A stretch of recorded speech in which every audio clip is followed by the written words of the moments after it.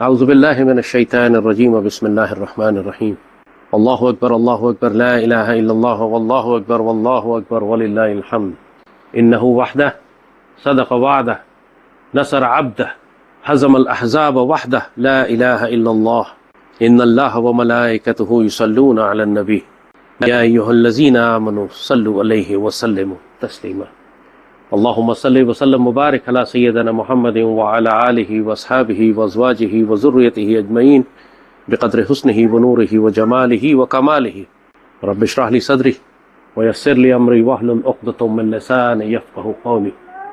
یہ بات ہم نے آپ کو کئی مرتبہ پہلے بھی نصیحت کی ہے کہ کبھی اس پاکستان کو گالی مت دینا، کبھی اس پاکستان کو نقصان مت پہنچانا، کبھی اس پاکستان کے خلاف جنگ مت کرنا، ورنہ اللہ تم کو دنیا اور آخرت میں ذلیل اور خوار کر دے گا، تمہیں رسوا کرے گا، تم کو مشرکوں میں سے شامل کرے گا، تم کو مرتدوں میں شامل کرے گا، تم کو منافقوں میں شامل کرے گا، تم کو خارجیوں میں شامل کرے گا، تم کو کافروں میں شامل کرے گا۔ اور یہ بات ہم نے تم کو پہلے بھی بہت مرتبہ بتائی ہے، سختی اور تاکید کے ساتھ بتائی ہے کہ اللہ نے اس پاک سرزمین کی محافظ اس پاک فوج کو بنایا ہے۔ اس پاک فوج کو گالی دینے کا مطلب ہے کہ تم پاکستان کو نقصان پہنچا رہے ہو۔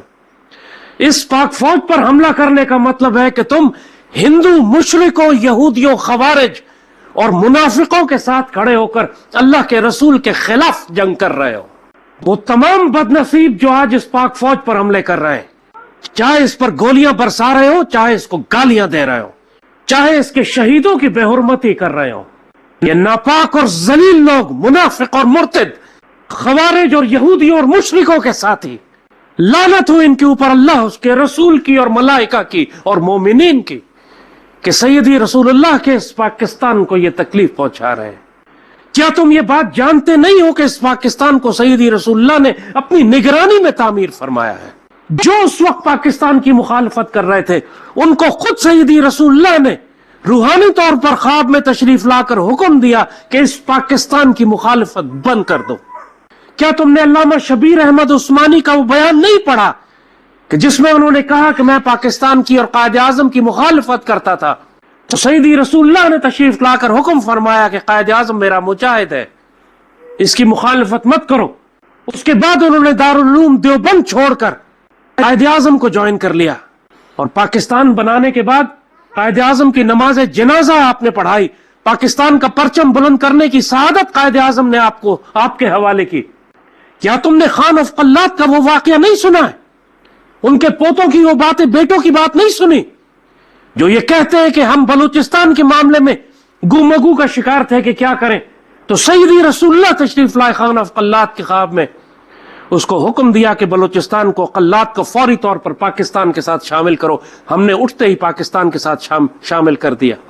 کیا تم نے ممتاز مفتی کی اور بزرگوں کے وہ واقعات نہیں سنے کہ کس طرح جب 65 کی جنگ شروع ہوئی تو سیدی رسول اللہ بدر کے شہداء کے ساتھ تشریف لاتے ہیں اس پاک سرزمین کی حفاظت کرنے کے لیے؟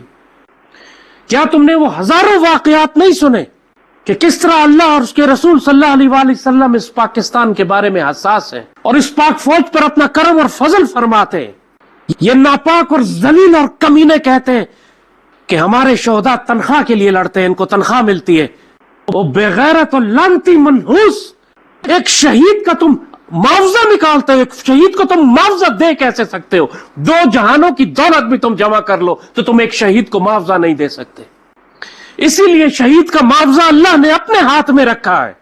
جو اللہ نے شہید کو معاوضہ دیا ہے وہ یہ کہ وَلَا تَقُولُوا لِمَن يُقْتَلُ فِي سَبِيلِ اللَّهِ أَمْوَاتٌ، جو مارے جاتے ہیں اللہ کی راہ میں ان کو مردہ مت کہو، وہ زندہ ہیں، انہیں رزق دیا جاتا ہے، وہ راضی اور خوش ہیں اپنے رب سے اس عطا پر جو مالک نے ان کو عطا کی ہے۔ تم تنخواہ سمجھتے ہو یہ معاوضہ ہے؟ 2 جہانوں کا مالک کہتا ہے میں 2 جہانوں کی دولت بھی دے دوں تو شہید کا معاوضہ نہیں ہو سکتا، اس کا اجر صرف اللہ عطا فرماتا ہے۔ اسی لیے شہید ہمیشہ زندہ رہتا ہے، منع فرما دیا گیا کہ اس کو مردہ مت کہو۔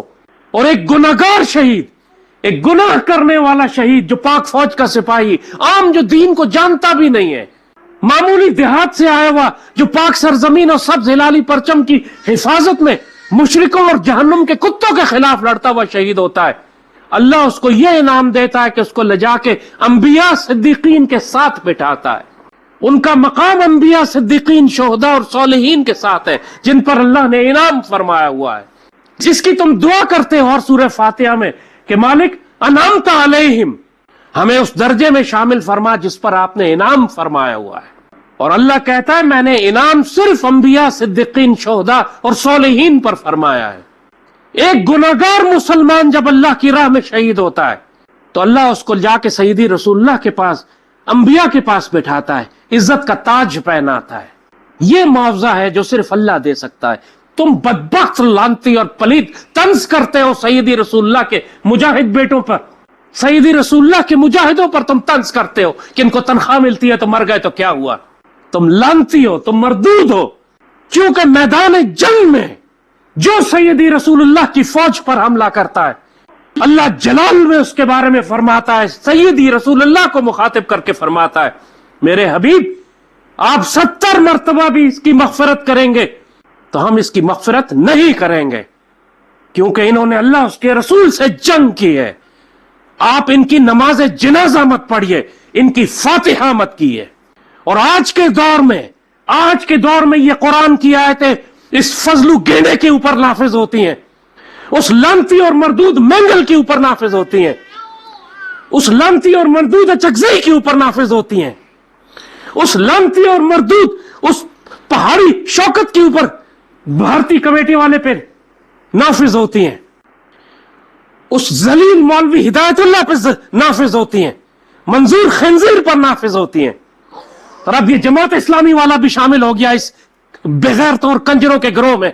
یہ پاک فوج سیدی رسول اللہ کی فوج ہے، اس کے نصیب میں جتنی بڑی بڑی سعادتیں لکھی ہیں تاریخ اسلام میں، کسی فوج کو یہ سعادتیں اس سے پہلے نہیں عطا فرمائی گئی۔ ہم صحابہ کرام سے مقابلہ نہیں کرتے، صحابہ کرام کا مقام بہت بلند ہے، لیکن صحابہ کرام کے بعد 1400 سال کی مسلم تاریخ میں کسی فوج کے لیے اتنی بشارتیں نہیں ہیں جتنی پاک فوج کے لیے ہے۔ یہ وہ فوج ہے جو غزوہ ہند لڑ رہی ہے، لڑے گی نہیں، لڑ رہی ہے۔ ہمارا ہندو مشرکوں سے ہر تصادم غزوہ ہند ہے۔ یہ وہ فوج ہے جو خوارج کے خلاف جنگ کر رہی ہے، اور یہ وہ فوج ہے جو غزوہ ہند کے بعد پلٹے گی تو شام میں عیسیٰ علیہ السلام کو پائے گی، اور یہ وہ فوج ہے جس میں اللہ کا خلیفہ مہدی ہوگا۔ مجھے بتاؤ کائنات کی 1400 سال کی تاریخ میں کون سی مسلمان فوج ہے جس کو یہ ساری بشارتیں نصیب ہو؟ اور تم اس فوج کو گالی دیتے ہو، تم اس فوج کے شہیدوں کی توہین کرتے ہو۔ اگر تم جہنم کے کتوں اور مشرکوں میں کیا فرق ہے؟ آج مشرک اس فوج کو ختم کرنا چاہتے ہیں، یہودی خنزیر اس فوج کو ختم کرنا چاہتے ہیں، جہنم کے کتے ختم کرنا چاہتے ہیں، دنیا کا ہر کفر اس فوج پر حملے کر رہا ہے۔ تم ان کی صفوں میں کیوں کھڑے ہو گئے جا کے؟ تم کو کون سی بد دعا لگی تھی؟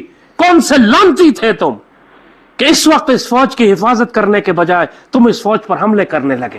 اس لیے کہ تم انہی مردودوں میں سے ہو، تم جہنم کے کتوں میں سے بھی ہو، اور تم مشرکوں میں سے بھی ہو، اور تم مرتدوں میں سے بھی ہو، اور تم منافقوں میں سے بھی ہو۔ واللہ آج سیدنا عمر ہوتے تو فضلو کی، اچکزئی کی، مینگل کی، ہدایت الرحمان کی نماز جنازہ نہ پڑھتے، ان کو مسلمانوں کے قبرستان میں دفن نہ کرنے دیتے۔ یہ اتنے بڑے لعنتی ہیں، سیدی رسول اللہ کی فوج پر حملے کرتے ہیں۔ ظاہر ہے فوج میں سارے نیک لوگ تو نہیں ہوتے ہیں۔ جب بشارت فرمائی گئی تھی کہ قسطنطنیہ لازماً فتح ہو جائے گا اور کیا جنتی فوج ہوگی، تو لاکھوں کی اس فوج کے اندر سارے کے سارے اللہ کے ولی تو نہیں تھے، نہ ہو سکتے ہیں کبھی۔ لیکن اللہ جب اتنی بڑی ڈیوٹی لیتا ہے کسی فوج سے تو انعام کے طور پر ان کے گناہوں کو معاف فرماتا ہے۔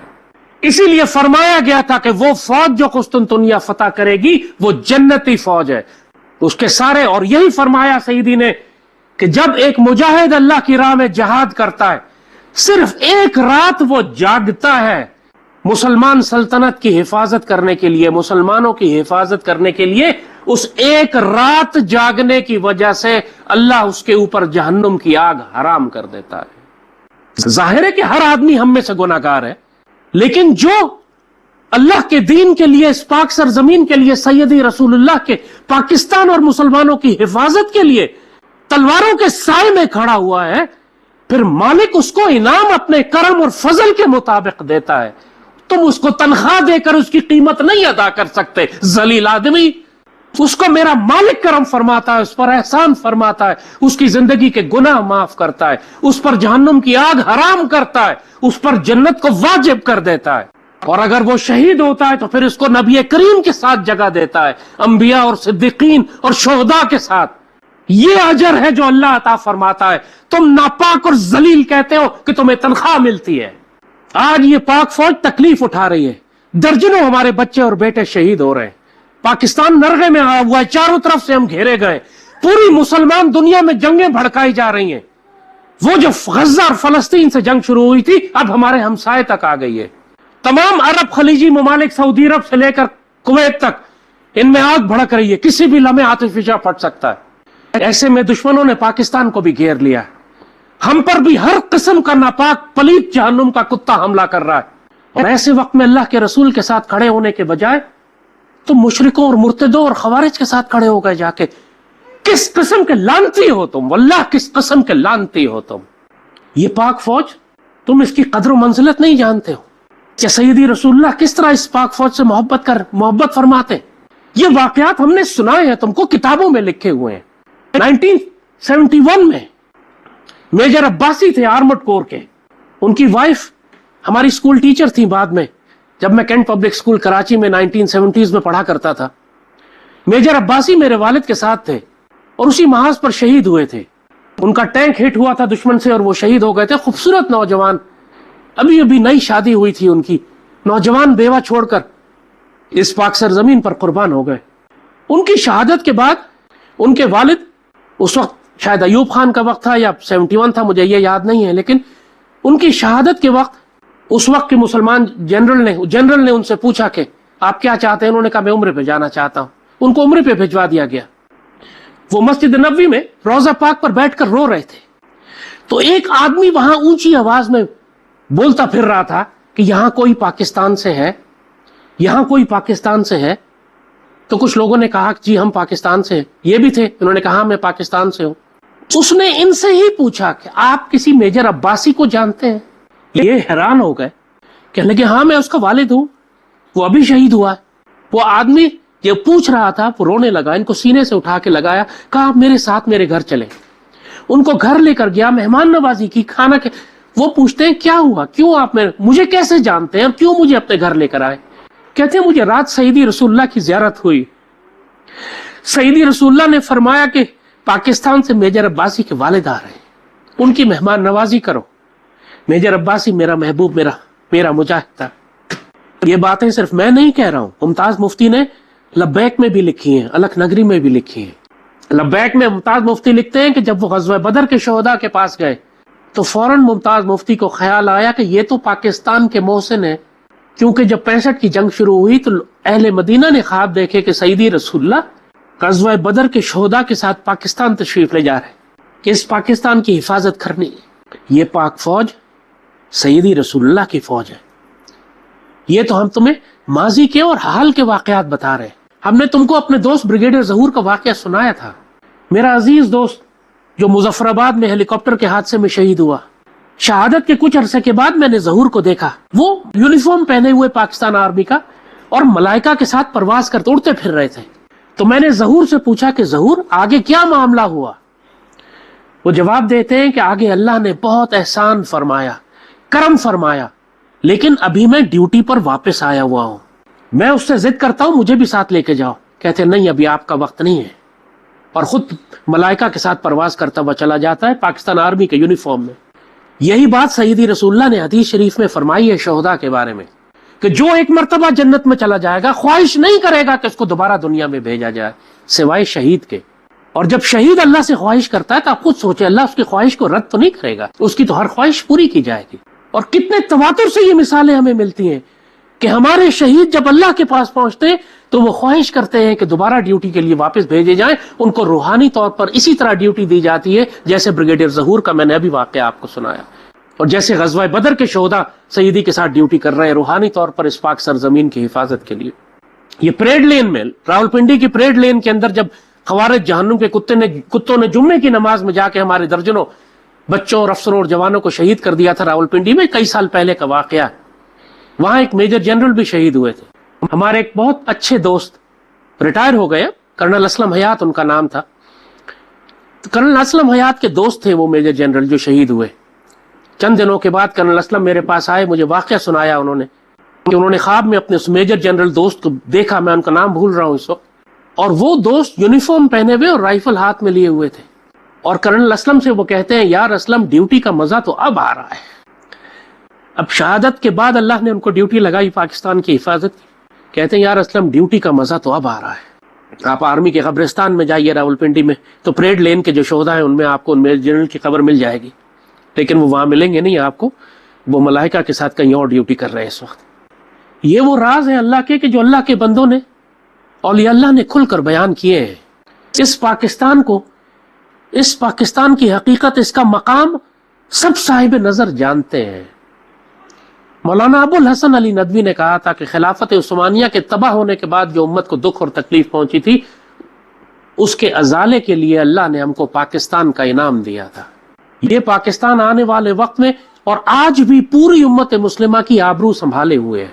کوئی مسلمان ملک اب نہیں بچا ہے جو امت کی آبرو سنبھال سکے, جو آنے والے وقتوں میں مسلمانوں کی قیادت کر سکے, سوائے پاکستان کے.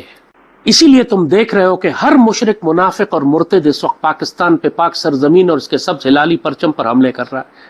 ہمارے ہیرے جیسے بیٹوں اور شہیدوں اور مجاہدوں پر حملے کر رہا ہے. میں نہیں کہتا کہ یہ سارے اللہ کے ولی ہیں, کوئی ضرورت بھی نہیں ہے ان کو اللہ کا ولی ہونے کی, گناہگار ہونا کافی ہے. ان کے لیے اتنا کافی ہے کہ یہ وردی پہن کر اس پاک سرزمین کی حفاظت کر رہے ہیں. اور تم جو کافروں اور مرتدوں کی طرح ان پر حملے کرتے رہتے ہو کہ فوج نے آئین توڑ دیا اور فوج نے جمہوریت کو نقصان پہنچا دیا, واللہ اللہ اس کے رسول کی نگاہ میں تمہاری اس بکواس کی کوئی حیثیت ہی نہیں, کوئی فرق ہی نہیں پڑتا اللہ اس کے رسول اور ملائک اور مومنین کو کہ ملک میں جمہوریت ہے کہ آمریت ہے کہ مارشل لاء ہے کہ کیا ہے.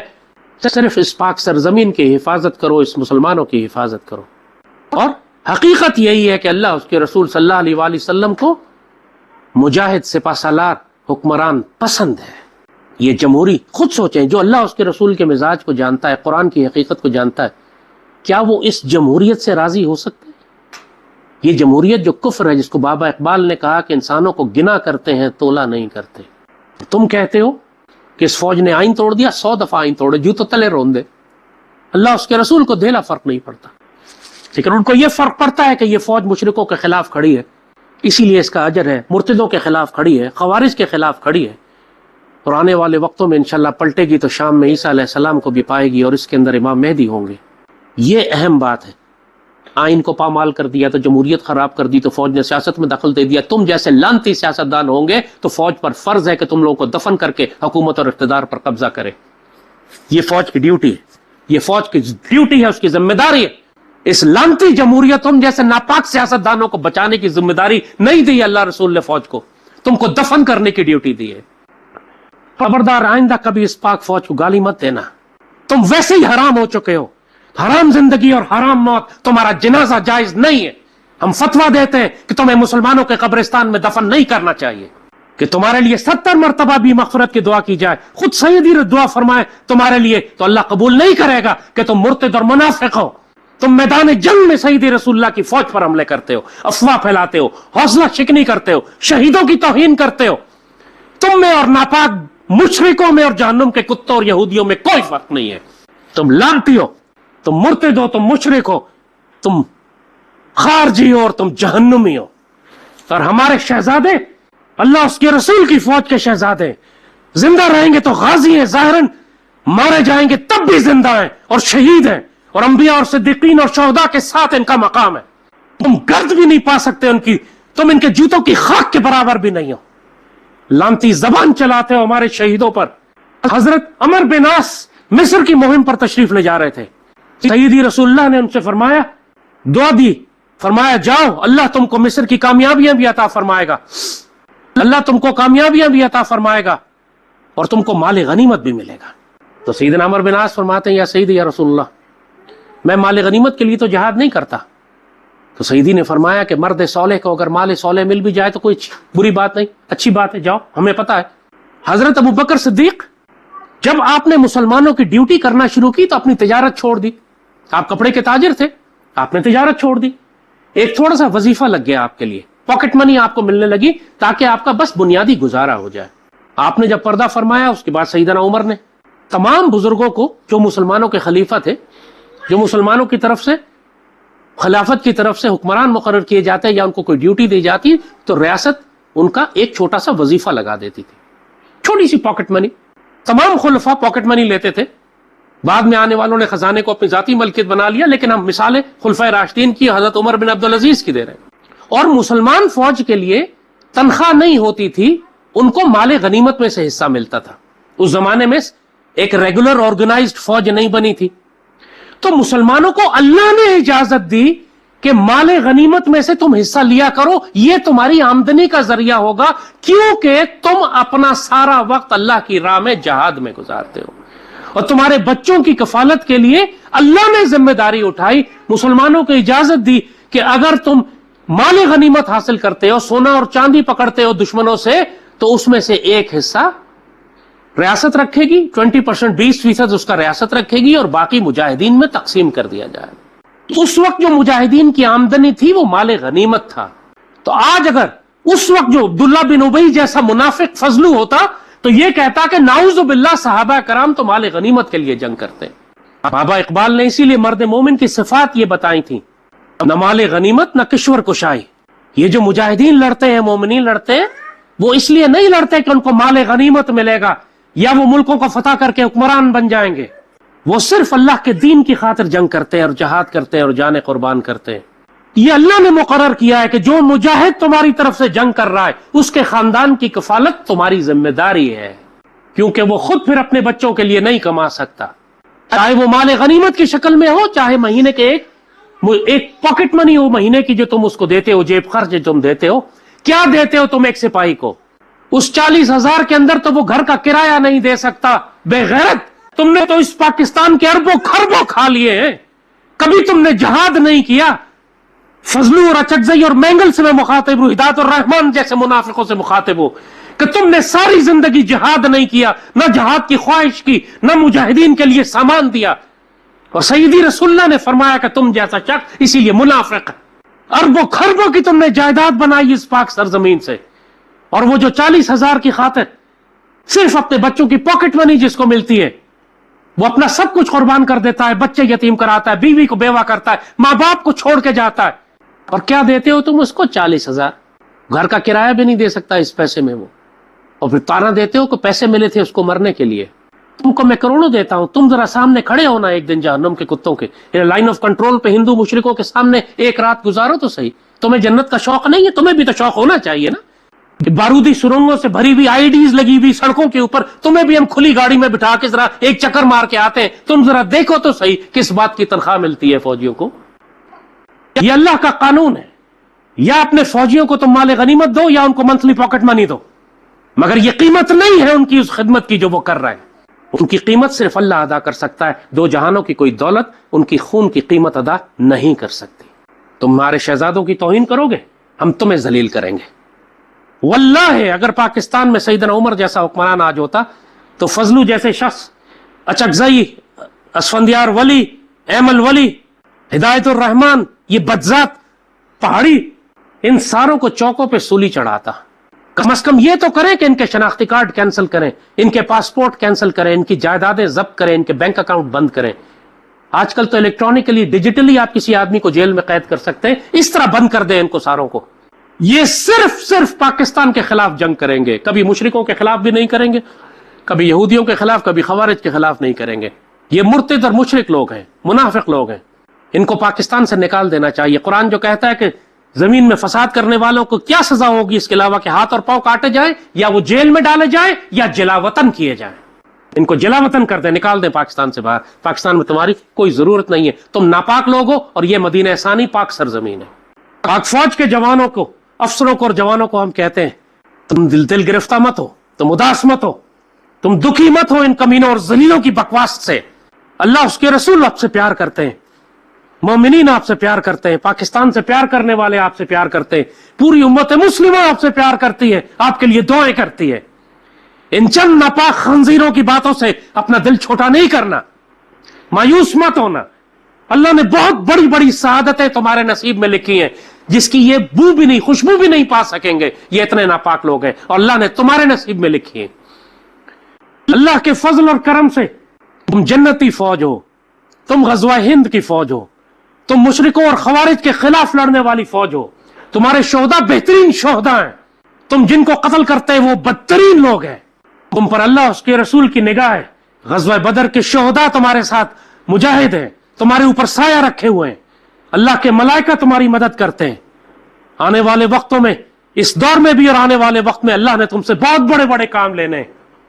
اسی طرح تم جنتی فوج ہو جیسے سلطان فاتح کی فوج تھی جس نے قسطنطنیہ فتح کیا تھا۔ لہٰذا ان ناپاک ذلیلوں اور ان منافقوں کو درگزر کرو، پرے کرو ان کو، ان لانتیوں کی بات سے دل چھوٹا مت کرنا، تمہارا حوصلہ پست نہ ہو، اپنے آپ کو مضبوط رکھو، تم اللہ اس کے رسول کی فوج ہو، ہم تمہارے ساتھ کھڑے ہیں، پاکستان سے پیار کرنے والے تمہارے ساتھ کھڑے ہیں، تم ہمارے بھائی اور بیٹے ہو، اور انشاءاللہ العزیز وہ تمام سعادتیں جس کا وعدہ اللہ نے پاک سرزمین اور پاک فوج سے کیا ہے، ہم اس میں تمہارے ساتھ شریک ہیں انشاءاللہ، غزوہ ہند میں بھی، خوارج کو قتل کرنے میں بھی، اور انشاءاللہ آنے والے وقتوں میں بیت المقدس شریف کو آزاد کرانے میں بھی۔ یہ سعادتیں جو سیدی رسول اللہ نے اس پاکستان اور اس پاک سرزمین اور اس پاک فوج کے لیے بیان فرمائی ہیں، الحمدللہ انہوں نے ہو کر رہنا ہے، وہ ہو رہی ہیں۔ کسی منافق، مرتد، کافر، فضلو ڈیزل جیسے ناپاک اور ذلیل خارجیوں کے بکواس کرنے سے یہ تقدیر تبدیل نہیں ہو جائے گی۔ اب صرف وقت اتنا ہے کہ جب ہم غزوہ ہند میں مشرکین کا صفایا کریں گے تو پاکستان کے اندر بھی ہم کو بہت بڑی صفائی کرنی ہے، اور اچھی بات ہے کہ یہ سارے سانپ کھل کر سامنے آ گئے کہ اب ان کو ہمیں پہچاننے میں دقت نہیں ہوگی، ان پر حجت تمام ہے، پوری قوم ان کی اصلیت دیکھ چکی ہے۔ انشاءاللہ جب پاکستان میں اللہ تعالیٰ ایک ڈنڈے والی سرکار، ایک سیدنا عمر کے رنگ پہ، سیدنا عمر بن عبدالعزیز کے رنگ پر کوئی حکمران بھیجے گا تو سب سے پہلے انہی مرتدوں اور منافقوں کی گردنیں اتاری جائیں گی۔ فی الحال یہ کافروں کا نظام، فی الحال یہ عدالتی نظام، یہ سلسلہ، یہ ظالموں کو سزا نہیں دیتا، لیکن ہم اللہ کے فیصلے کا انتظار کر رہے ہیں۔ غزوہ ہند میں انشاءاللہ پھر ہماری تلواریں فیصلہ کریں گی انشاءاللہ۔ یہ بات تو ہم کو اچھی طرح معلوم ہے، اس نے تو ہونا ہے، کیونکہ سیدی رسول اللہ نے بشارت عطا فرمائی ہے، ان کتوں کے بھونکنے سے یہ تقدیر تبدیل نہیں ہونے والی۔ اللہم صلی وسلم مبارک علی سیدنا محمد وعلی آلہ وصحبہ وسلم، آمین یا رب العالمین۔